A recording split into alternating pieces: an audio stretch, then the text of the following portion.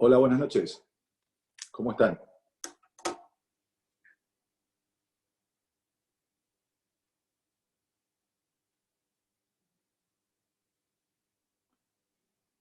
Adelante, Martín, te escuchamos. Muy bien, buenas noches a todos, buenas tardes aquí quienes estamos en Latinoamérica. Quiero compartir unas reflexiones para pensar el mundo después de la pandemia. Cuando nos ocurren este tipo de crisis que hemos tenido a lo largo de la humanidad, tendemos a buscar en nuestra propia historia qué hicimos para superar crisis anteriores o estudiar en los libros de historia cuáles fueron las reacciones que se tuvieron para salir de determinadas crisis.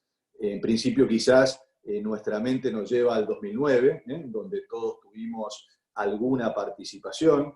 Quienes vivimos en América Latina hemos tenido la crisis del tequila en 1995, luego la crisis en países emergentes en el año 97, en el 99 la devaluación de Brasil, en el 2001 el default de Argentina. Ninguna de esas crisis se parece a lo que estamos viviendo en este momento. Por lo tanto, ni siquiera cuando uno va a los libros de historia, y vamos a 1973, la crisis petrolera, o la última pandemia que vivió la humanidad en 1918 a 1920, ninguna de esas crisis se parece a la que tenemos en la actualidad. Por lo tanto, mi primera reflexión es: no miremos por el espejo retrovisor para encontrar las soluciones que tenemos que buscar en cada uno de nuestros espacios en los que trabajamos, sea en nuestras empresas, sea en nuestros negocios, sea en nuestros comercios, sea a nivel de políticas públicas. Miremos por el parabrisas y no por el espejo retrovisor, porque esta crisis, que es a la vez un shock de oferta que comenzó en el sudeste asiático, en particular en China, que luego se trasladó a Europa y luego a las Américas, se combina con un shock de demanda y también con una crisis en el mercado petrolero. La tormenta perfecta, hechos nuevos, soluciones nuevas. Ahora bien, me permito sí compartir con ustedes un enfoque que tengo de mi carrera profesional que a mí me es útil para enfrentar estos problemas.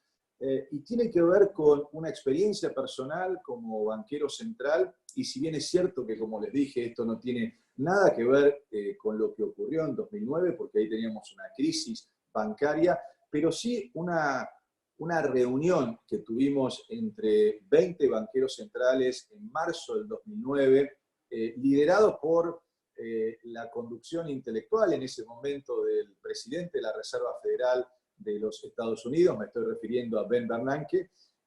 Estuvimos en Londres, era porque el Reino Unido era en ese momento tenía la presidencia del grupo de los 20, del G20, y allí discutimos distintas alternativas de qué había que hacer en ese momento. Marzo del 2009, se caían los bancos, y estuvimos todo un día discutiendo en un elegante palacio a orillas del Támesis, el Palacio de Whitehall, a puertas cerradas. Algunos decían hay que darle redescuentos a los bancos, otros estas líneas de apoyo, y de repente a promediar la tarde, Ben Bernanke nos cortó muy amablemente a todos y nos dijo: colegas, hay que pensar fuera de la caja de herramientas tradicionales.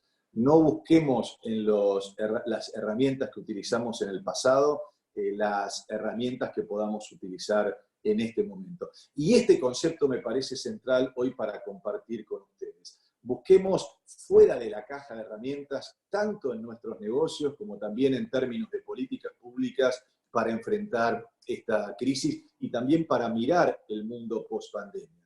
Y de hecho, lo que se ve en términos de políticas públicas es la mayoría de los países han tenido respuestas no tradicionales. En particular, me gustaría señalar algunas para mirar a nuestro continente, para mirar a Iberoamérica.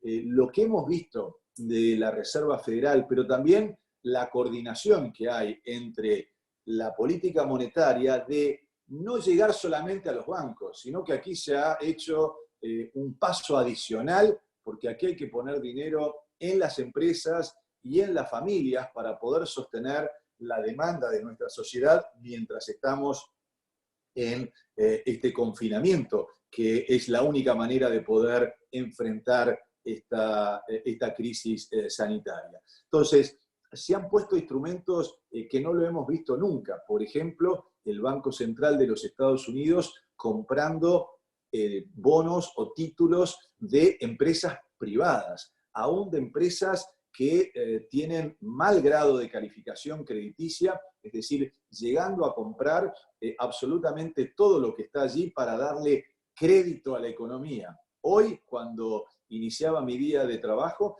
veía en los informes de la Reserva Federal comprando títulos de municipalidades de los Estados Unidos. Es decir, aquí un banco central que busca llegar a todos en un momento de crisis y con muchísima celeridad y muchísima rapidez. Algo de eso también ha hecho el Banco Central Europeo, a pesar de, por lo que veo tanto en Italia como en España, no con la celeridad que lo ha hecho su par de los Estados Unidos. También muchas cosas se han hecho en nuestra América Latina, en particular uno puede destacar los paquetes de impulso fiscal y monetario que tienen Perú, que tiene Chile, que tiene Colombia, paquetes que van con un fuerte impulso de no menos de 5 puntos del producto en moneda constante y sonante que se está poniendo para poder sostener nuestras economías. Entonces, lo que sí tenemos pensando a la salida de este proceso es un mundo donde el dinero no vale nada, donde las tasas de interés son cero y van a seguir siendo cero por lo que dé la mirada hacia adelante. Y esto nos plantea un desafío interesante, porque seguramente algunos de los que están viéndonos en este momento se pueden hacer la pregunta, bueno, pero estas compras que están haciendo los bancos centrales del mundo, esta expansión monetaria que están haciendo, lo que en los cálculos de mi equipo económico de Fundación Capital nosotros proyectamos que la cantidad de dólares en el mundo se va a duplicar en los próximos, si tomamos marzo de este año como comienzo del confinamiento importante en Europa y en las Américas, marzo de 2020 a marzo del 2021, mi equipo visualiza que se va a duplicar la cantidad de dólares en el mundo y por lo tanto la pregunta allí, lo mismo va a pasar con la cantidad de euros, con la cantidad de yenes. La pregunta ahí es, ¿vamos a un mundo post-pandemia con más inflación? Y mi respuesta es no.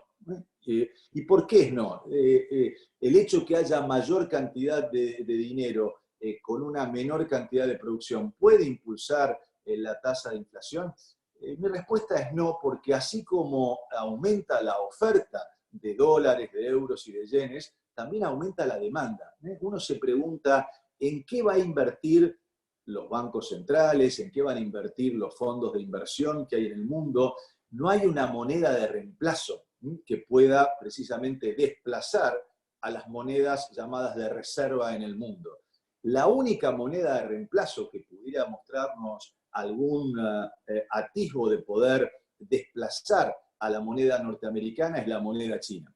Pero la decisión de las autoridades chinas es que el yuan, su moneda, no sea convertible. Si ustedes quieren ahorrar en yuanes, tienen que pasar por el Banco de la República Popular China y esos yuanes no son convertibles en euros, no son convertibles en dólares, es decir, no es una moneda de uso y costumbre que pueda desplazar ni al dólar, ni al euro, ni al yen. Por eso mi visión es que no vamos hacia un mundo de mayor inflación. Pero sí vamos a un proceso en donde los países se empiezan a mirar hacia sus propias estructuras productivas, y ahí empezamos a ver qué prioridades surgen a partir de esta crisis. Y sin duda, cómo nos preparamos mejor para poder enfrentar el mundo que viene. A mi juicio, teníamos un proceso de modernización, de digitalización de procesos productivos que se ha acelerado y se va a acelerar de manera muy, muy importante. ¿Qué veo en términos de, y si bien es cierto que la producción mundial va a caer este año por lo menos un 3%.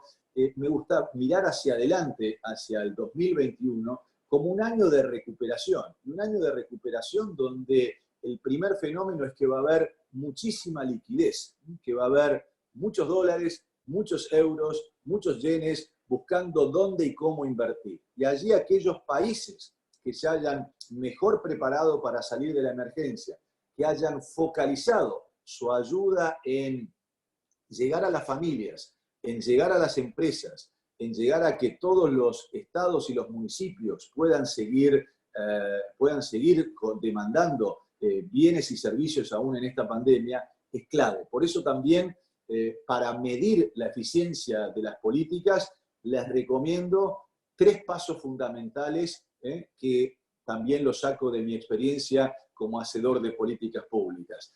Las políticas que ponen en marcha nuestros países tienen que sobrereaccionar, es decir, pasar por encima de las expectativas que tenemos nosotros los ciudadanos en cada uno de nuestros países. Si hay paquetes económicos que nos sorprendan por su dimensión. En segundo lugar, hay que utilizar instrumentos simples, que sean entendibles por toda la población. Y en tercer lugar, hay que ejecutar rápido. Y esta ejecución rápida que están haciendo las distintas autoridades en el mundo, como les decía hace un instante, nos van a dejar en un mundo de muchísimos fondos, de tasa de interés cero, que aún en estas circunstancias, observen ustedes que mientras estamos en la crisis, hace 10 días Perú colocó en el mercado internacional 3.000 millones de dólares a una tasa promedio del 2,5% anual. Aún en el medio de esta crisis. México, que ha tenido marchas y contramarchas y que no presenta quizás el mejor panorama de inversión por también la caída del precio del petróleo, bueno, ha colocado 6.000 millones de dólares el jueves pasado a tasas que van entre el 4 y el 5%. Entonces, hacia la salida de esta crisis va a haber muchos fondos que van a ir hacia distintas industrias, entonces, o hacia distintos sectores. Entonces, cuando uno dice el Producto Bruto va a crecer el año que viene un 4%, un 4,5%, obviamente teniendo como hipótesis que le encontramos una cura a esta pandemia, ya sea por antiviral, por una vacuna o por la transformación del virus y que nos podemos autoinmunizar, pero con este supuesto mirando hacia adelante, el 2021 nos plantea un año de salida importante, pero aquellos que estén mejor preparados, aquellos que estén sin duda en el sector alimentos, pero observen, por ejemplo, en este sector, qué importante va a ser de aquí en más la trazabilidad, es decir, saber con código de barras de dónde viene un producto, cómo ha llegado a nuestro supermercado, cómo ha llegado a nuestra mesa. Como les decía hace un instante, digitalizar los procesos, utilizar aplicaciones en nuestra vida diaria, la banca electrónica, la necesidad también de analizar de manera muy precisa qué quieren los consumidores. Hoy, a través de medios como el que estamos hablando, podemos saber qué compra un ciudadano español de 25 años, qué compra un estudiante en México, qué compra un trabajador en la Argentina o en Brasil, a qué hora lo hace, con qué banco lo hace. Es decir, tenemos la capacidad de llegar con la oferta justa en el momento justo al consumidor que lo requiere. Entonces, digitalización de procesos, de analizar el nuevo consumidor que surge a partir de esta pandemia, la customización, hacer productos que estén a mano del consumidor. Y esto no significa que solamente haya trabajo para egresados del Instituto Tecnológico de Massachusetts. También lo hay para aquella persona que nos trae la comida a nuestra casa, para aquella industria, plataformas electrónicas que nos llevan productos a nuestra casa, como lo es Amazon, como lo es Mercado Libre.